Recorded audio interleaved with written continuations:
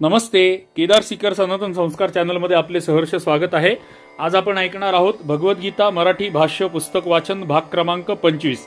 मागच्या 24व्या भागामध्ये आपण भगवद्गीतेच्या 4थ्या अध्याय ज्ञान कर्म संन्यास योगच्या 23व्या श्लोकापर्यंत पूर्ण केले होते. या भागामध्ये आपण 25व्या भागामध्ये त्याच अध्यायाच्या 4थ्या अध्यायाच्या 24व्या श्लोकापासून आरंभ करणार आहोत.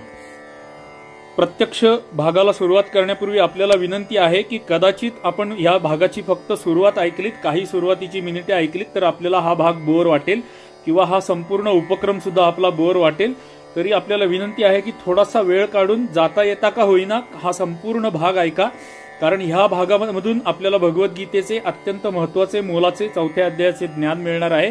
तसेच आपला हा जो उपक्रम आहे भगवद्गीता मराठी भाष्य वाचन नावाचा आपला जो उपक्रम आहे, ह्या उपक्रमातून आपल्याला खूप सारे भगवद्गीतेचे, आपल्या वेदांचे, शास्त्रांचे, पुराणांचे आणि संस्कृत भाषेचे खूप मोठे ज्ञान अगदी सहजरित्या मोफत मिळणार आहे. त्यामुळे आपण जर यापूर्वीचे 24 भाग जर ऐकले नसतील ह्या उपक्रमामधले तर आपल्या चॅनलच्या नावाला क्लिक करा. आतमध्ये प्लेलिस्ट आहे, प्लेलिस्टचे बटन दाबून त्याच्या आतमध्ये जाऊन भगवद्गीता मराठी भाष्य वाचन नावाची आपली प्लेलिस्ट आहे, त्या मराठी भाष्य वाचन प्लेलिस्टला क्लिक करून यापूर्वीचे 24 भाग सुद्धा आपण ऐकावेत, ही आपल्याला नम्र विनंती आहे. चला तर मग आजच्या भागाला सुरुवात करूयात आणि आपल्या नेहमीच्या पद्धतीप्रमाणे प्रत्यक्ष भाग सुरू करण्यापूर्वी परमात्म्याचं ध्यान करूयात. अथ ध्यानम शांताकारं भुजगशयनं पद्मनाभं सुरेशं विश्वाधारं गगनसदृशं मेघवर्णं शुभांगं लक्ष्मीकान्तं कमलनयनं योगिभिर्ध्यानगम्यं वंदे विष्णुं भवभयहरं सर्वलोकैकनाथं. ओम श्री परमात्मने नमः. श्रीमद भगवद्गीता अध्याय 4 ज्ञान कर्म संन्यास योग आपण पान क्रमांक 239च्या मध्यापासून म्हणजे 24व्या श्लोकापासून आरंभ करणार आहोत. 24व्या श्लोकाचा संबंध आपल्या नेहमीच्या पद्धतीप्रमाणे वाचतो आणि मग श्लोक वाचूयात. 24व्या श्लोकाचा संबंध पूर्वीच्या श्लोकात असे सांगितले आहे की यज्ञासाठी कर्म करणाऱ्या पुरुषाची सर्व कर्मे विलीन होऊन जातात. तेथे अग्नीमध्ये हवीर द्रव्याचे हवन करणे आणि तो संपादन करण्यासाठी केली जाणारी क्रिया ही सुद्धा यज्ञासाठी कर्म करणे हेच होय. तर वर्ण, आश्रम, स्वभाव आणि परिस्थिती यांच्याप्रमाणे ज्याचे जे कर्तव्य आहे तेच त्याचा यज्ञ होय आणि त्याचे पालन करण्यासाठी आवश्यक क्रिया निस्वार्थ बुद्धीने लोकसंग्रहासाठी करणे म्हणजेच त्याने यज्ञासाठी कर्म करणे होय. हीच भावना स्पष्ट करण्यासाठी आता भगवंत पुढील 7 श्लोकांमध्ये भिन्न भिन्न योग्यांकडून परमात्म्याच्या प्राप्तीसाठी केल्या जाणाऱ्या साधनरूपी शास्त्रविहित कर्तव्य कर्मांचे विभिन्न यज्ञांच्या नावाने वर्णन करीत आहेत. बघा किती सुंदर वाक्य. यातलं महत्वाचं वाक्य मी पुन्हा एकदा वाचतो. वर्ण, आश्रम, स्वभाव आणि परिस्थिती यांच्याप्रमाणे ज्याचे जे कर्तव्य आहे तेच त्याचा यज्ञ होय. आपल्या वर्ण, आश्रम, स्वभाव आणि परिस्थितीनुसार आपल्याला जे कर्म आपल्या समोर आहे तोच आपला यज्ञ आहे. आणि हीच गोष्ट समजावून सांगण्यासाठी पुढच्या 7 श्लोकांमध्ये परमेश्वर आपल्याला यज्ञांचे प्रकार सांगणार आहेत असं त्यांचं या श्लोकाच्या संबंधामध्ये म्हणणं आहे. तर वाचूयात 24वा श्लोक. ब्रह्मार्पणं ब्रह्महविर् ब्रह्माग्नौ ब्रह्मणाहुतं ब्रह्मैव तेन गन्तव्यं ब्रह्मकर्म समाधिना. ब्रह्मार्पणं ब्रह्महविर् ब्रह्माग्नौ ब्रह्मणोहुतं ब्रह्मैव तेन गन्तव्यं ब्रह्मकर्म समाधिना. अर्थ बघूयात 24व्या श्लोकाचा. ज्या यज्ञात अर्पण अर्थात श्रुवा आधीही ब्रह्म आहे आणि हवन करण्याजोगे द्रव्य सुद्धा ब्रह्म आहे, तसेच ब्रह्मरूप अशा कर्त्याच्या द्वारा ब्रह्मरूप अग्नीमध्ये आहुती देण्याची क्रियाही ब्रह्म आहे, त्या ब्रह्मकर्मात स्थित असणाऱ्या योगाला मिळण्याजोगे फळ सुद्धा ब्रह्मच आहे. सुंदर श्लोक आहे. बघूया त्याच्यावरची प्रश्न उत्तर काय म्हणतात. 24व्या श्लोकावरचा पहिला प्रश्न. या श्लोकामधील यज्ञाच्या रूपकाने कोणता आशय दाखवला आहे. यानुसार सर्वत्र ब्रह्मदर्शन रूपी साधनावर यज्ञाचे रूपक केलेले आहे. याचा आशय असा की कर्ता, कर्म व करण इत्यादींच्या भेदामुळे भिन्न भिन्न रूपांमध्ये प्रतीत होणाऱ्या सर्व पदार्थांना ब्रह्मरूपामध्ये पाहण्याचा जो अभ्यास आहे ते अभ्यासरूपी कर्म सुद्धा परमात्म्याच्या प्राप्तीचे साधन असल्यामुळे यज्ञच होय. या यज्ञामध्ये स्त्रुवा, हवन करण्याच्या वस्तू, हवन करणारा आणि हवनरूपी क्रिया इत्यादी भिन्न भिन्न वस्तू नसतात. योगाच्या दृष्टीने सर्व काही ब्रह्मच असते, कारण असा यज्ञ करणारा योगी हा ज्या मन बुद्धी इत्यादींनी सर्व जगास ब्रह्मरूप समजण्याचा अभ्यास करतो तो त्यांना स्वतःला व अभ्यासरूपी क्रियेला किंवा इतर कोणत्याही वस्तूला ब्रह्मापासून वेगळे असे समजत नाही. तो सर्वांना ब्रह्मरूपातच पाहतो. त्या योग्याची त्या सर्वांमध्ये कोणत्याही प्रकारची भेदबुद्धी नसते. पुढचा प्रश्न, या रूपकामध्ये अर्पणम या पदाचा अर्थ जर हवन करण्याची क्रिया असा मानला तर काय हरकत आहे? उत्तर, हुतम हे पद हवन करण्याच्या क्रियेचे वाचक आहे, म्हणून अर्पणम या पदाचा अर्थ सुद्धा क्रिया असा घेतल्यास पुनरुक्तीचा दोष येतो. 9व्या अध्यायाच्या 16व्या श्लोकातही हुतम या पदाचा अर्थ हवनाची क्रिया असा मानला गेला आहे. अर्प्यते अनेन या व्युत्पत्तीप्रमाणे अर्पणम या पदाचा अर्थ ज्या स्वादकाद्वारे घृत इत्यादी द्रव्ये अग्नीमध्ये सोडली जातात अशी स्रुवा इत्यादी पात्रे मानणेच योग्य वाटते. स्रुवा नावाचं अग्नीचं हवनाचं पात्र असतं, तिचं नाव स्रुवा असतं. पुढचा प्रश्न, ब्रह्मकर्मामध्ये स्थित होणे म्हणजे काय आणि त्याद्वारे मिळणारे फलही ब्रह्मच होय या म्हणण्याचा भावार्थ काय? उत्तर, निरंतर सर्वत्र ब्रह्मबुद्धी ठेवणे, कोणालाही ब्रह्मातहून भिन्न न समजणे हेच ब्रह्मकर्मामध्ये स्थित होणे होय. आणि अशा प्रकारे साधनाचे फल निसंशयपणे परब्रह्म परमात्म्याची प्राप्ती असते. वरील साधन करणाऱ्या योग्याला अन्य फळ मिळत नाही हेच दाखवण्यासाठी असे म्हटले आहे की त्याच्याद्वारे प्राप्त केले जाण्याजोगे फलही ब्रह्मच होय. 25व्या श्लोकाचा संबंध. अशा प्रकारे ब्रह्मकर्मरूपी यज्ञाचे वर्णन करून आता भगवंत पुढील श्लोकात देवपूजन रूपी यज्ञाचे व आत्मा परमात्मा यांच्या अभेद दर्शन रूपी यज्ञाचे वर्णन 25व्या श्लोकामध्ये करीत आहेत. आणि पुढे येतो 25वा श्लोक. दैवमेवा परे यज्ञम योगिनः पर्युपासते ब्रह्माग्नाव परे यज्ञम यज्ञे नैवोपजुव्वती. अर्थ बघूयात 25व्या श्लोकाचा. दुसरे काही योगी देवपूजारूप यज्ञाचे उत्तम प्रकारे अनुष्ठान करतात. पुन्हा एकदा वाचतो. दुसरे काही योगी देवपूजारूप यज्ञाचे उत्तम प्रकारे अनुष्ठान करतात, तर इतर योगी परब्रह्म परमात्मा रूपी अग्नीत अभेद दर्शनरूप यज्ञाच्या द्वाराच आत्मारूप यज्ञाचे हवन करतात. पहिला प्रश्न, येथे योगिनः हे पद कोणत्या योगांचे वाचक आहे आणि त्याच्याबरोबर अपरे या विशेषणाचा उपयोग कशासाठी केला गेला आहे? उत्तर, येथे योगिनः हे पद ममता, आसक्ती आणि फलेच्छा यांचा त्याग करून शास्त्रविहित यज्ञादी कर्म करणाऱ्या अशा साधकांचे वाचक आहे. आणि या साधकांना पूर्वीच्या श्लोकात वर्णन केलेल्या ब्रह्मकर्म करणाऱ्यापासून वेगळे दाखवण्यासाठी, म्हणजे त्यांचे साधन पूर्वी सांगितलेल्या साधनापेक्षा भिन्न आहे आणि दोन्ही साधनांचे अधिकारी भिन्न भिन्न असतात ही गोष्ट स्पष्ट करण्यासाठी येथे योगिनः या पदाबरोबर अपरे या विशेषणाचा उपयोग केला गेला आहे. पुढचा प्रश्न, दैवम या विशेषणासह यज्ञम हे पद कोणत्या कर्माचे वाचक आहे आणि त्याचे चांगल्या प्रकारे अनुष्ठान करणे म्हणजे काय व या श्लोकाच्या पूर्वार्धातील भगवंतांच्या म्हणण्याचा आशय काय आहे? उत्तर, ब्रह्मा, शिव, शक्ती, गणेश, सूर्य, चंद्रमा, इंद्र आणि वरुणादी जे शास्त्रसंमत देव आहेत त्यांच्यासाठी हवन करणे, त्यांची पूजा करणे, त्यांच्या मंत्राचा जप करणे, त्यांच्या नावे दान करणे आणि ब्राह्मण भोजन करविणे इत्यादी सर्व कर्मांचे वाचक येथे दैवम या विशेषणासह यज्ञम हे पद आले आहे. आणि आपले कर्तव्य समजून ममता, आसक्ती आणि फलेच्छा यांच्या विना फक्त परमात्म्याच्या प्राप्तीच्या उद्देशाने या सर्वांचे व्यवस्थितपणे श्रद्धेने व भक्तीने शास्त्रविधीप्रमाणे अनुष्ठान करणे म्हणजेच दैवयज्ञाचे चांगल्या प्रकारे अनुष्ठान करणे होय. या श्लोकाच्या पूर्वार्धात भगवंतांनी असे दाखवले आहे की जे अशा प्रकारे देवोपासना करतात आणि त्यांची क्रियाही यज्ञासाठी कर्म करण्यामध्येच मोडते. आता इथे आपल्या लक्षात आलं असेल की जे लोक भगवद्गीतेचा आधार घेऊन मूर्तीपूजेला विरोध करतात त्या लोकांपेक्षा हे मत कसं भिन्न आहे. मला तरी हे मत पटतं. इथे स्पष्टपणे म्हटलेलं आहे की इतर देवतांसाठी ध्यान, जप, तप, पूजा, अर्चा, अभिषेक जे कोणी करतात हा सुद्धा एक यज्ञाचाच प्रकार आहे आणि त्याद्वारे सुद्धा परमेश्वरापर्यंत पोहोचता येतं हे आपल्याला स्पष्ट होतं इथं भगवद्गीतेमधूनच. असो, पुढे जाऊयात. तुम्हाला जे पटेल ते मत घेत जा. माझं म्हणणं आपल्याला पटलंच पाहिजे असं नाही. इवन जगदयालजी गोविंदकाजी यांचं म्हणणं सुद्धा आपल्याला पटलंच पाहिजे असं नाही. तुम्ही बुद्धिमान आहात, तुम्ही स्वतः विचार करू शकता. तुमचा विचार तुम्ही करा आणि तुमचं मत तुम्ही ठरवा. पुढचा प्रश्न, ब्रह्मरूपी अग्नीमध्ये यज्ञाने यज्ञाचे हवन करणे म्हणजे काय? उत्तर, अनादिसिद्ध अशा अज्ञानामुळे आणि शरीराच्या उपाधीमुळे आत्मा व परमात्मा यांचा भेद अनादी काळापासून वाटत आलेला आहे. या अज्ञानजनित भेद प्रचितीला ज्ञानाभ्यासाने नष्ट करून टाकणे म्हणजे शास्त्र आणि आचार्य यांच्या उपदेशातून ऐकलेल्या तत्वज्ञानाचे निरंतर मनन आणि सिद्धी साधन करीत नित्य विज्ञाननंदघन गुणातीत अशा परब्रह्म परमात्म्याच्या ठिकाणी अभेद भावनेने आत्म्यास एकरूप करणे, विलीन करून टाकणे म्हणजेच ब्रह्मरूपी अग्नीमध्ये यज्ञाने यज्ञाचे हवन करणे होय.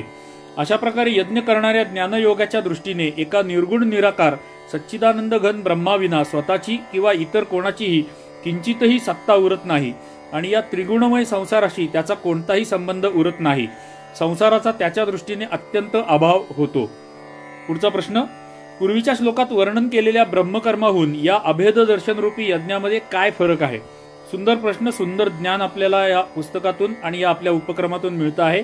धन्यवाद गीता प्रेस गोरखपूरचे, धन्यवाद जगदयालजी गोविंदकाजी यांचे, धन्यवाद कुलकर्णी साहेबांचे ज्यांनी हा अनुवाद मराठीमध्ये आपल्यासाठी उपलब्ध करून दिला, आणि धन्यवाद आपल्या उपक्रमाचे. उत्तर या प्रश्नाचं, दोन्ही साधने सांख्ययोगाकडून केली गेली जातात आणि दोन्हींमध्ये अग्निस्थानी परब्रह्म परमात्मा आहे म्हणून दोन्ही एक असल्यासारखे वाटतात. तसेच दोन्हींचे फल अभिन्न भावनेने सच्चिदानंद घन ब्रह्माची प्राप्ती हेच असल्यामुळे वस्तुतः त्यांमध्ये कोणताही फरक नाही, फक्त साधन प्रणालीचा भेद आहे. हे स्पष्ट करण्यासाठी दोन्हींचे वेगवेगळे वर्णन केलेले आहे. पूर्वीच्या श्लोकात वर्णन केलेल्या साधनामध्ये सर्वम खल्विदम ब्रह्म या श्रुतिवाक्याप्रमाणे सर्वत्र ब्रह्मबुद्धी ठेवण्याचे वर्णन आहे आणि वरील साधनामध्ये संपूर्ण जगाच्या संबंधांचा अभाव करून आत्मा व परमात्मा यांच्यामध्ये अभेद दर्शनाची गोष्ट सांगितली आहे. 26व्या श्लोकाचा संबंध पुढे येतो. अशा प्रकारे दैवयज्ञ आणि अभेद दर्शनरूपी यज्ञ यांचे वर्णन केल्यावर भगवंत आता इंद्रिय संयम रूपी यज्ञाचे व विषय हवन रूपी यज्ञाचे वर्णन करीत आहेत.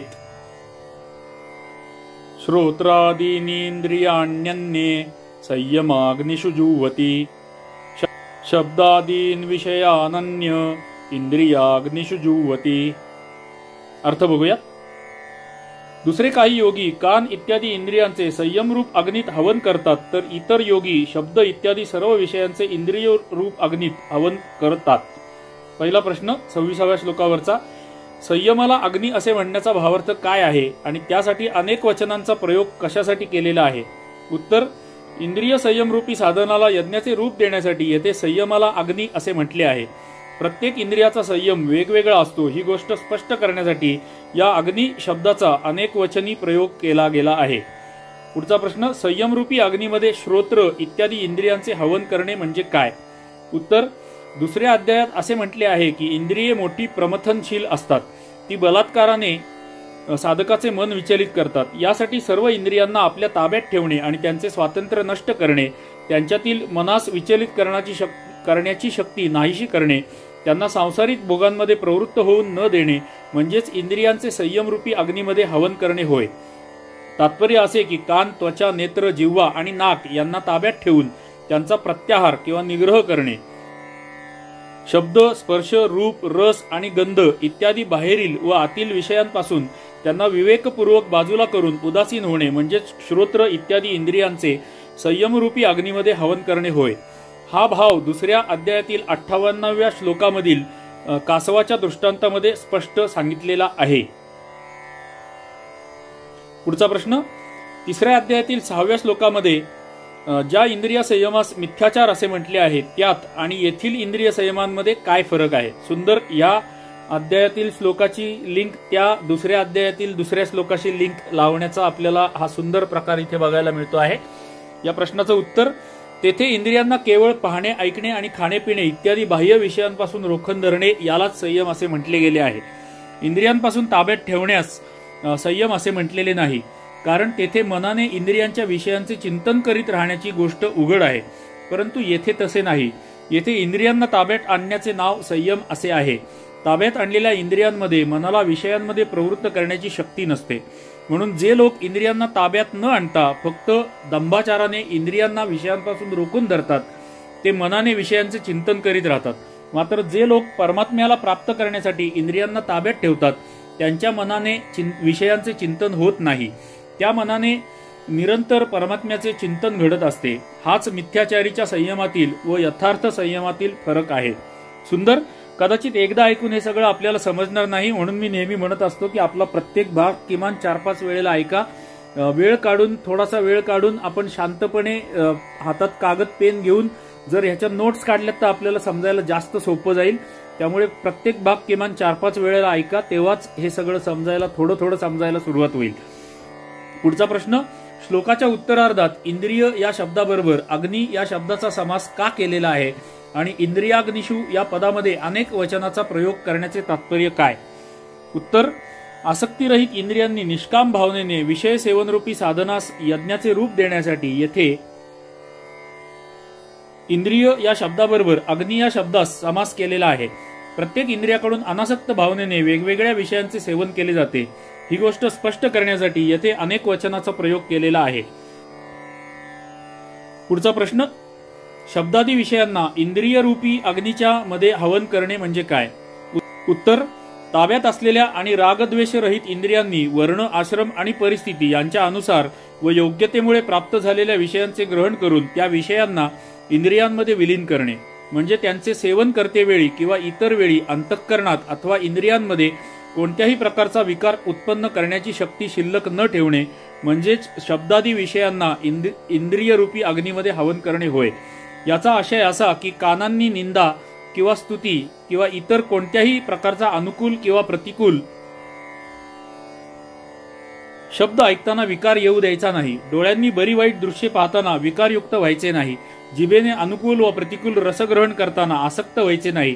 तसेच इतर सर्व इंद्रियांनाही प्रारब्धाप्रमाणे मिळणाऱ्या योग्यतेप्रमाणे प्राप्त झालेल्या सर्व विषयांचे अनासक्त भावनेने सेवन करीत असताना अंतःकरणात समभाव बाळगावा। भेदबुद्धीजनित रागद्वेष आणि हर्षशोकादी विकार येऊ द्यायचा नाही। अर्थात त्या विषयांमध्ये मन व इंद्रियांना विक्षिप्त किंवा विचलित करणारी जी शक्ती असते तिचा नाश करायचा, त्यांना इंद्रियांमध्ये विलीन करीत राहायचे म्हणजेच शब्दादी विषयांचे इंद्रियरूपी अग्नीमध्ये हवन करणे होय। कारण विषयांबद्दल आसक्ती, सुख आणि रमणीय बुद्धी नसली की ते विषयभोग साधकावर आपला प्रभाव गाजवू शकत नाहीत, ते स्वतःच अग्नीत पडलेल्या गवताप्रमाणे भस्म होतात। पुढच्या 27व्या श्लोकाचा संबंध एकाच वाक्यात आहे। भगवंत आता आत्मसंयम योगरूपी यज्ञाचे वर्णन 27व्या श्लोकामध्ये करत आहेत आणि 27वा श्लोक याप्रमाणे आहे। सर्वाणि इंद्रिय कर्माणि प्राणकर्माणि चापरे आत्मसंयम योगाग्नौ जुह्वति ज्ञानदीपिते। अर्थ बघूया। अन्य योगी इंद्रियांच्या सर्व क्रिया आणि प्राण्यांच्या सर्व क्रिया यांचे ज्ञानाने प्रकाशित जो आत्मसंयम योगरूप अग्नी त्यात हवन करतात। पहिला प्रश्न या श्लोकावरचा 27व्या, येथे आत्मसंयम योग हा कोणत्या योगाचा वाचक आहे? त्याच्याबरोबर अग्नी शब्दाचा समास कशासाठी केला आहे व ज्ञानदीपिते या विशेषणाचा आशय काय? उत्तर, येथे आत्मसंयम योग हा शब्द समाधी योगाचा वाचक आहे। त्या समाधी योगास यज्ञाचे रूप देण्यासाठी त्याच्याबरोबर अग्नी या शब्दाचा समास केलेला आहे व सुषुप्तीपेक्षा समाधीचे वेगळेपण दाखवण्यासाठी अर्थात समाधीच्या अवस्थेमध्ये विवेक विज्ञानाची जागृती असते, शून्यतेचे नाव समाधी नव्हे हा भाव दाखवण्यासाठी आणि यज्ञाच्या रूपकामध्ये समाधी योग प्रज्वलित अग्निप्रमाणे ज्ञानाने प्रकाशित असतो असे सांगण्यासाठी ज्ञानदीपिते या विशेषणाचा उपयोग केलेला आहे। सुंदर ज्ञान आपल्याला मिळते। पुन्हा एकदा आठवण करतो, भगवद्गीतेचा हा एक व्हिडिओ ऐकल्याने आपल्याला सगळी भगवद्गीता समजणार नाही। एक पुस्तक वाचल्याने, एक व्हिडिओ ऐकल्याने, एकदा ऐकल्याने आपल्याला सगळं काही समजेलच असं नाही। किंबहुना आपल्याला फारच थोडं त्यातलं समजलेलं असेल आणि आपल्याला फक्त असं वाटेल की आपल्याला बरंच काही समजलंय। पुन्हा पुन्हा हे व्हिडिओ ऐका, पुन्हा पुन्हा पुस्तकं वाचा। हे पुस्तक सोडून इतर भगवद्गीतेची पुस्तकं वाचा, वेगवेगळ्या टीका वाचा, वेगवेगळे अनुवाद वाचा, तर आपल्याला खरी भगवद्गीता थोडी थोडी समजायला लागेल। पुढे जाऊयात। पुढचा प्रश्न, वरील समाधी योगाचे स्वरूप काय आहे? त्यामध्ये इंद्रियांच्या संपूर्ण क्रियांचे आणि प्राण्यांच्या संपूर्ण क्रियांचे हवन करणे म्हणजे काय? उत्तर, ध्यानयोग म्हणजे ध्येयामध्ये मनाचा निरोध 2 प्रकारे होतो। पहिल्या प्रकारात प्राणांचा आणि इंद्रियांचा निरोध करून त्यानंतर मनाचा ध्येय वस्तूमध्ये निरोध केला जातो। दुसऱ्यांमध्ये प्रथमतः मनाने ध्येयाचे चिंतन करीत करीत ध्येयामध्ये मनाची एकाग्रता रूपी ध्यानावस्था होते, त्यानंतर ध्यानाची गाढ स्थिती होऊन ध्येयामध्ये मनाचा निरोध होतो, हीच समाधी अवस्था होय। त्यावेळी प्राणांची आणि इंद्रियांची संपूर्ण क्रिया आपोआप थांबते. महत्वाचा विषय आहे, पुन्हा एकदा वाचतो उत्तर. जरा जड आहे समजून घ्यायला, अतिशय जड, जरा नाही चांगलंच जड आहे, पण आपण पुन्हा पुन्हा ऐकलं तर आपल्या पुन्हा वाचलं ऐकलं तर आपल्या कदाचित थोडंसं डोक्यात मध्ये घुसेल. उत्तर, ध्यानयोग म्हणजे ध्येयामध्ये मनाचा निरोध 2 प्रकारे होतो. पहिल्या प्रकारात प्राणांचा आणि इंद्रियांचा निरोध करून त्यानंतर मनाचा ध्येय वस्तूमध्ये निरोध केला जातो. दुसऱ्यांमध्ये प्रथमतः मनाने ध्येयाचे चिंतन करीत करीत ध्येयामध्ये मनाची एकाग्रता रूप ध्यानावस्था होते. त्यानंतर ध्यानाची गाढ स्थिती होऊन ध्येयामध्ये मनाचा निरोध होतो. हीच समाधी अवस्था होय. त्यावेळी प्राणांची आणि इंद्रियांची संपूर्ण क्रिया आपोआप थांबते. येथे या दुसऱ्या प्रकाराने केल्या जाणाऱ्या ध्यानयोगाचे वर्णन आहे.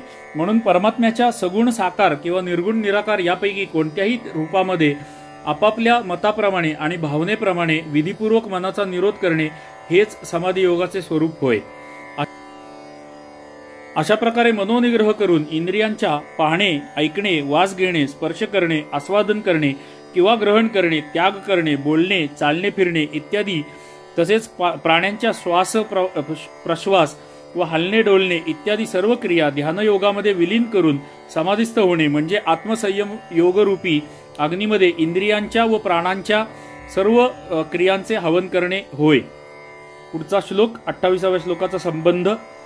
अशा प्रकारे समाधी योगाच्या साधनास यज्ञाचे रूप देऊन आता पुढील श्लोकात भगवंत द्रव्ययज्ञ, तपोयज्ञ, योगयज्ञ व स्वाध्याय रूपी ज्ञान यज्ञाचे संक्षेपाने वर्णन करीत आहेत. बघा, यज्ञाचे विविध प्रकार आपल्याला भगवंत समजावून सांगतायत. श्लोक क्रमांक 28. द्रव्ययज्ञास्तपोयज्ञा योगयज्ञास्तथा परे स्वाध्वा यज्ञान यज्ञाश्च यतयः संशितव्रतः. अर्थ बघूया. काही पुरुष द्रव्यविषयक यज्ञ करणारे असतात, काही जण तपश्चर्यारूप यज्ञ करणारे असतात, तसेच दुसरे काही जण योगरूप यज्ञ करणारे असतात. कितीतरी जण अहिंसा इत्यादी कडक व्रते पाळणारे यज्ञशील पुरुष स्वाध्यायरूप ज्ञानयज्ञ करणारे असतात. बघा, यज्ञाचे किती प्रकार आपल्याला सांगितले जात आहेत. यातला कुठलाही यज्ञाचा प्रकार आपण करू शकतो आणि आपण त्याद्वारे परमेश्वराच्या दिशेने वाटचाल करू शकतो. मागाशीच आपण ऐकलं की आपल्यासाठी जी स्वभाव, वर्ण, आश्रम, परिस्थिती यानुसार आपली जी कर्तव्य कर्मे आहेत ती करत राहणे म्हणजे सुद्धा यज्ञ आहे. आपण पाहिजे त्या मार्गाने परमेश्वराकडे जाऊ शकतो. एवढे विभिन्न मार्ग आपल्यासाठी परमेश्वराने उपलब्ध करून दिलेले आहेत. पहिला प्रश्न 28व्या श्लोकावरचा. द्रव्य संबंधी यज्ञ हा कोणत्या क्रियेचा वाचक आहे? तो करण्याचा अधिकार कोणाला आहे व द्रव्य यज्ञ हा या पदाचा प्रयोग करण्याचे काय तात्पर्य आहे? उत्तर, आपापल्या वर्ण धर्माप्रमाणे न्यायाने प्राप्त झालेले द्रव्य, ममता, आसक्ती आणि फलेच्छा यांचा त्याग करून यथायोग्यपणे लोकसेवेसाठी खर्च करणे म्हणजे वरील भावनेने आड, विहीर, तलाव, मंदिर, धर्मशाळा इत्यादी बनवणे, भुकेलेले, अनाथ, रोगी, दुःखी, असमर्थ, भिक्षुक इत्यादी मनुष्यांना यथावश्यक अन्न, वस्त्र, जल, औषध, पुस्तकं इत्यादी वस्तू देऊन त्यांची सेवा करणे, विद्वान, तपस्वी, वेदपाठी, सदाचारी ब्राह्मणांना गाय, भूमी, वस्त्र, अलंकार इत्यादी पदार्थांचे यथायोग्य प्रकारे आपल्या शक्तीप्रमाणे दान करणे, अशा प्रकारे इतर सर्व प्राण्यांना सुखी करण्यासाठी यथाशक्ती द्रव्य खर्च करणे म्हणजे द्रव्य यज्ञ होय. बघा, यज्ञाचे प्रकार आपल्याला जे शक्य आहे ते आपण करायचं आहे. ज्या प्रकारचा यज्ञ आपल्याला शक्य आहे त्या प्रकारचा आपण यज्ञ करायचा आहे. आणि या सर्वांना यज्ञ म्हणले हे लक्षात घ्या. यज्ञ म्हणजे फक्त अग्नी प्रज्वलित करून त्याच्यामध्ये हवन करणे म्हणजे यज्ञ नव्हे. यज्ञाचे सर्व प्रकार आपल्याला भगवद्गीता आणि भगवंत समजावून सांगतायत किंवा भगवंत भगवद्गीतेमधून आपल्याला समजावून सांगतायत. पुढचा वाक्य, हा यज्ञ करण्याचा अधिकार फक्त गृहस्थांनाच आहे, कारण द्रव्याचा संग्रह करून परोपकारासाठी ते खर्च करण्याचा अधिकार संन्यास इत्यादी इतर आश्रमात नसतो. तेथे भगवंतांनी द्रव्य यज्ञ शब्दाचा उपयोग करून असे दर्शवले आहे की परमात्म्याच्या अग्नीच्या उद्देशाने लोकसेवेत द्रव्य खर्च करण्यासाठी निस्वार्थ भावनेने कर्म करणे हे सुद्धा यज्ञाचे यथार्थ कर्म करण्यामध्ये मोडते. पुढचा प्रश्न, कोणत्या यज्ञाला तपोयज्ञ असे म्हणतात आणि त्याचा कोणास अधिकार आहे? आता तपोयज्ञाबद्दल माहिती. उत्तर, परमात्म्याच्या प्राप्तीच्या उद्देशाने अंतःकरण व इंद्रिये यांना पवित्र करण्यासाठी ममता, आसक्ती आणि फलेच्छा यांचा त्याग करून व्रत उपवास करणे, धर्मपालनासाठी कष्ट सहन करणे, मौन धारण करणे, अग्नी व सूर्य यांचे तेज तसेच वायूचा त्रास सहन करणे, एका वस्त्रापेक्षा किंवा 2 वस्त्रांपेक्षा अधिक वस्त्रांचा त्याग करणे, अन्नाचा त्याग करणे, फक्त फळ किंवा दूध घेऊन शरीर निर्वाह करणे, वनवास करणे इत्यादी शास्त्रविधीप्रमाणे तितिक्षे संबंधी ज्या क्रिया आहेत त्या सर्वांचा वाचक तपोयज्ञ हा शब्द आहे.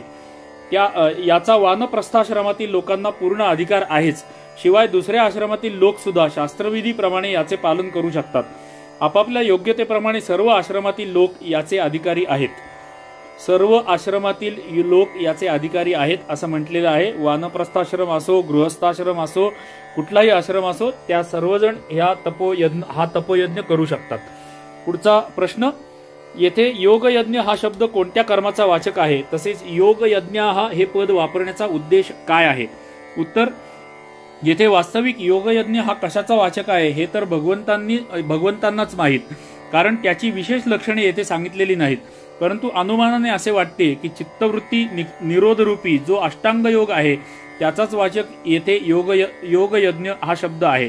म्हणून येथे योगयज्ञ हा या पदाच्या उपयोगाचा असा आशय समजावा की बरेच साधक परमात्म्याच्या प्राप्तीसाठी आसक्ती, फलेच्छा आणि ममता यांचा त्याग करून अष्टांग योगरूपी यज्ञाचेच अनुष्ठान करीत असतात.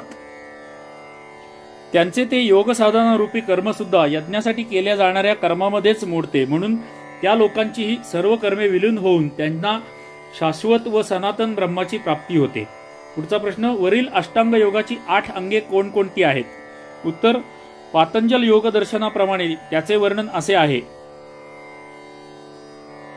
यम, नियम, आसन, प्राणायाम, प्रत्याहार, धारणा, ध्यान, समाधयोष्टावंगानी. यम, नियम, आसन, प्राणायाम, प्रत्याहार, धारणा, ध्यान, समाधी ही योगाची 8 अंगे आहेत. यापैकी यम, नियम, आसन, प्राणायाम, प्रत्याहार ही 5 बहिरंग आणि धारणा, ध्यान, समाधी ही 3 अंतरंग साधने होत.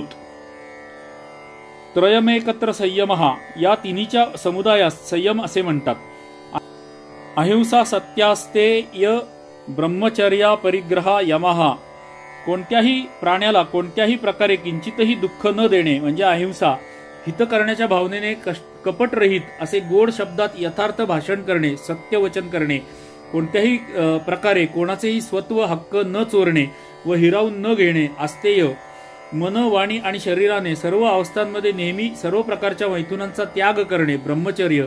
आणि शरीर निर्वाह शिवाय भोग्य सामग्रीचा कधीही संग्रह न करणे, अपरिग्रह. या 5 नाव यम होय. बघा, आपल्या धर्मामध्ये, सनातन धर्मामध्ये आणि मजहब जे म्हटले जातात त्या मजहबांमध्ये किती फरक आहे. त्यांच्याकडे लुटा, मारा, चोरा, मारा, कापून टाका असल्या गोष्टी येतात. त्यांच्या मजहबी आसमानी किताबांमध्ये सुद्धा असल्या गोष्टी लिहिलेल्या असतात. आणि आपल्या ग्रंथांमध्ये काय उच्च कोटीचं ज्ञान सांगितलेलं आहे यामधला फरक आपल्याला सहज समजू शकतो. पुढे ते म्हणतात, शौच, संतोष, तपः, स्वाध्यायेश्वर, प्राणिधानानी नियमः. सर्व प्रकारे बाहेरील व आतील पवित्रता, शौच, प्रिय अप्रिय, सुखदुःख इत्यादी प्राप्त झाल्यावर नेहमी समाधान ठेवणे, संतोष, एकादशी इत्यादी व्रत उपवास करणे, तप, कल्याणप्रद शास्त्रांचे अध्ययन व ईश्वराच्या नामाचे आणि गुणांचे कीर्तन करणे म्हणजे स्वाध्याय, सर्वस्व ईश्वराला अर्पण करून त्याच्या आज्ञेचे पालन करणे म्हणजे ईश्वर प्रणिधान. या 5 नाव नियम होय. स्थिर सुखमासनम, सुखाने स्थिर बसण्याचे नाव आसन होय. तस्मिन् सती श्वास प्रश्वास योर्गती विच्छेदः प्राणायामः. आसन सिद्ध झाल्यावर श्वास व प्रश्वास यांची गती रोखणे याचे नाव प्राणायाम होय. बाहेरील हवेचा आतमध्ये प्रवेश म्हणजे श्वास होय आणि आतील हवा बाहेर निघणे म्हणजे प्रश्वास होय. हे दोन्ही रोखून धरणे म्हणजे प्राणायाम होय.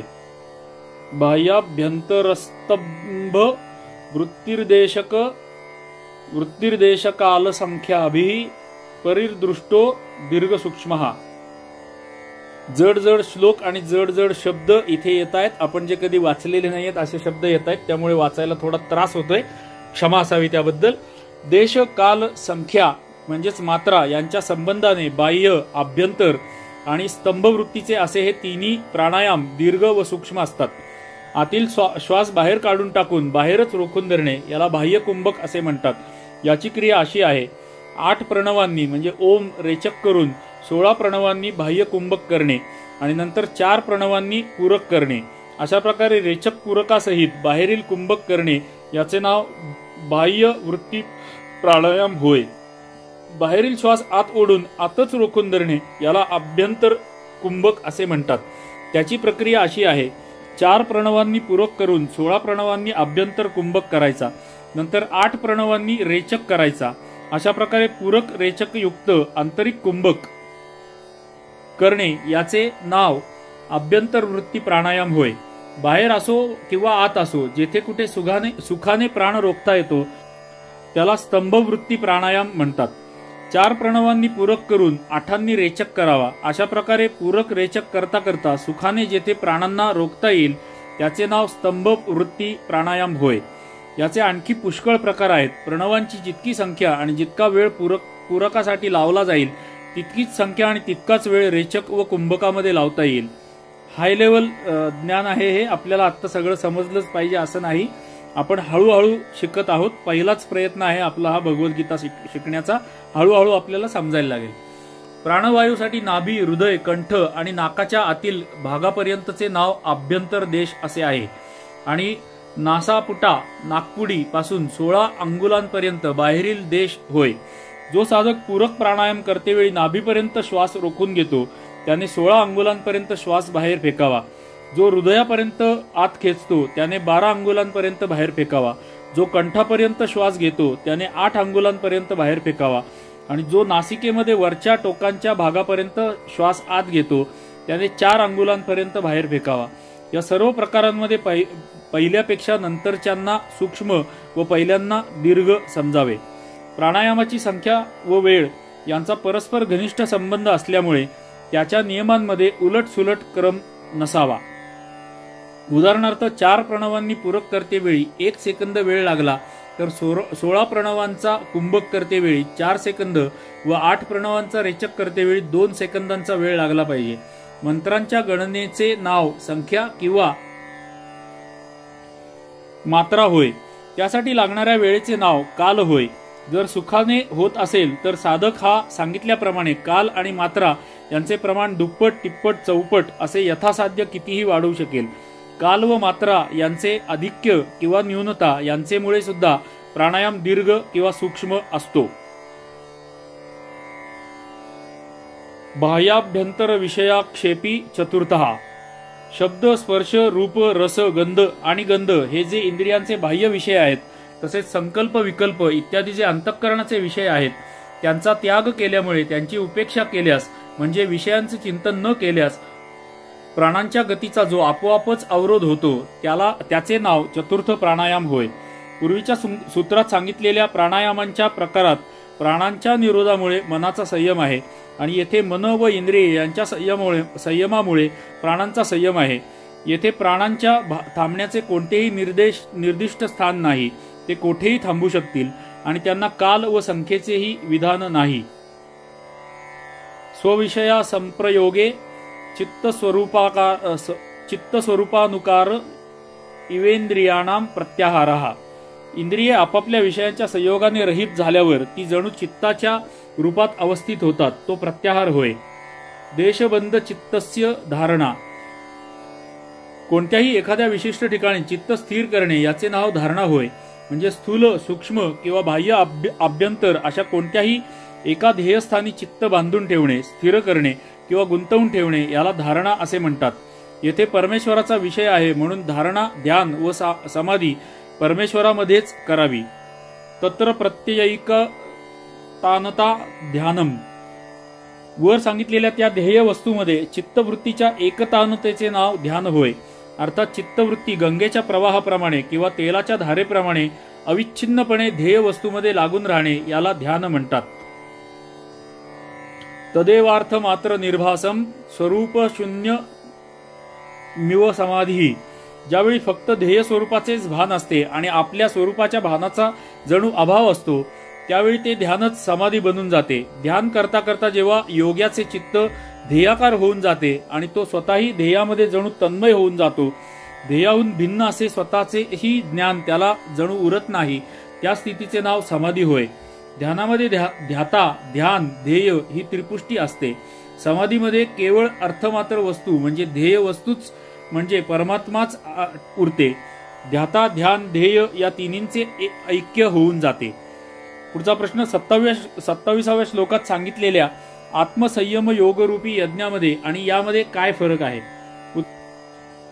उत्तर, तेथे धारणा, ध्यान, समाधरूपी अंतरंग साधनाचे प्राधान्य आहे। यम, नियम, आसन, प्राणायाम, प्रत्याहार यांचे नव्हे।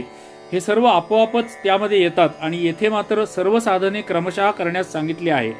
पुढचा प्रश्न, येथे योग या शब्दाने कर्मयोग व ज्ञानयोग असा अर्थ न घेता अष्टांग योग असा का घेतला आहे? उत्तर, भगवत प्राप्तीचे साधन असल्यामुळे येथे सर्व यज्ञ कर्मयोग व ज्ञानयोग या निष्ठांमध्ये येतातच, म्हणून येथे योग या शब्दाने मुख्यतः फक्त ज्ञानयोग किंवा कर्मयोग घेता येत नाही। पुढचा प्रश्न, यतयः या पदाचा अर्थ चतुर्थाश्रमी संन्यासी असा न घेता प्रयत्नशील पुरुष असा अर्थ करण्याचे तात्पर्य काय आहे? उत्तर, स्वाध्यायरूपी ज्ञानयज्ञाचे अनुष्ठान सर्व आश्रमातील लोक करू शकतात, म्हणून येथे यतयः या पदाचा अर्थ प्रयत्नशील असा केला गेला आहे। संन्यास आश्रमामध्ये गृहस्थाप्रमाणे नित्यनैमित्तिक उपजीविका इत्यादी कर्मे करणे हे कर्तव्य नसते, हे खरे। म्हणून संन्यासी स्वाध्यायरूपी ज्ञानयज्ञाचे अनुष्ठान जास्त करू शकतात, पण त्यांच्यामधील जे लोक प्रयत्नशील असतात तेच असे करू शकतात, म्हणून यतयः या पदाचा येथे प्रयत्नशील असा अर्थ घेणे हेच योग्य वाटते। याशिवाय ब्रह्मचर्याश्रमामध्येही स्वाध्यायाचे प्राधान्य असते आणि स्वाध्यायरूपी ज्ञानयज्ञ करणाऱ्या लोकांसाठीच यतयः या पदाचा उपयोग झालेला आहे, म्हणूनही याचा अर्थ येथे संन्यासी असा केलेला नाही। पुढचा प्रश्न,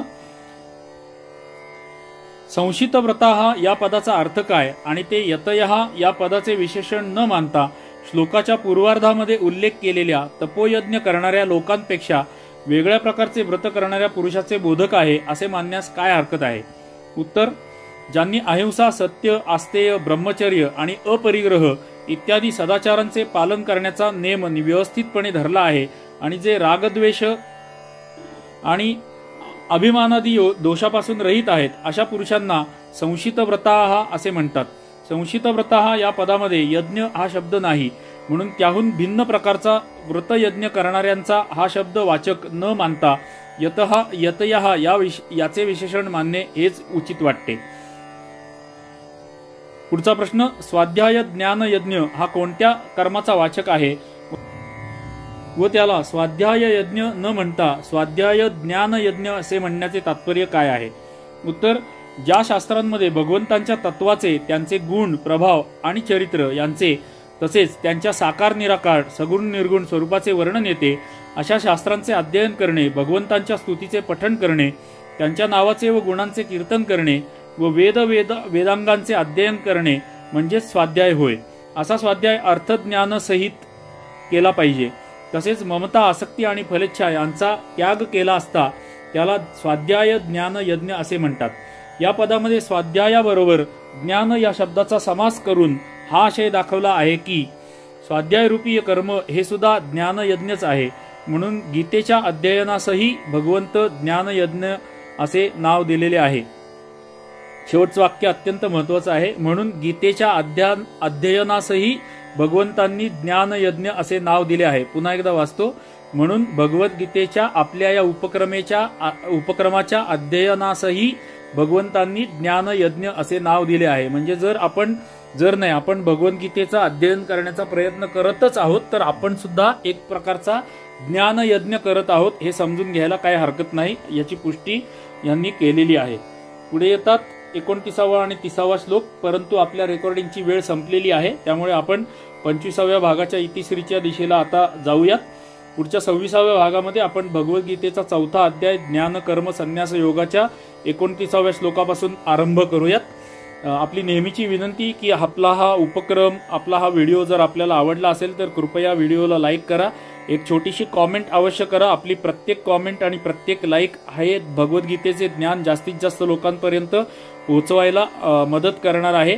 आपल्याला ही पण विनंती आहे की हे ज्ञान जास्तीत जास्त लोकांपर्यंत पोहोचवण्यासाठी ह्या व्हिडिओच्या लिंक जास्तीत जास्त लोकांना शेअर करा। आपला चॅनल केदार सीकर सनातन संस्कारचे आपण नोटिफिकेशन अजून ऑन करून ठेवले नसतील तर कृपया नोटिफिकेशन सुद्धा ऑन करून ठेवा, म्हणजे पुढील येणाऱ्या भागांचे आपल्याला नोटिफिकेशन मिळत राहतील। आपल्याला अंतिम विनंती की आपण यापूर्वीचे 24 भाग जर ऐकले नसतील तर आपल्या चॅनलच्या प्लेलिस्टमध्ये जाऊन भगवद्गीता मराठी भाष्य वाचन नावाची आपली प्लेलिस्ट आहे, या प्लेलिस्टमध्ये जाऊन आपण पहिले 24 भाग ऐका। यापुढे येणारे सर्व भाग सुद्धा मी त्याच प्लेलिस्टमध्ये अपलोड करणार आहे, त्यामुळे ह्या प्लेलिस्टचा अवश्य लाभ घ्या ही आपल्याला विनंती आहे। चला तर मग भेटूयात पुढच्या 26व्या भागामध्ये, जिथे आपण 29व्या श्लोकापासून आरंभ करणार आहोत। तोपर्यंत आपल्या सर्वांना जय श्री हरी, जय श्री हरी, जय श्री हरी। धन्यवाद।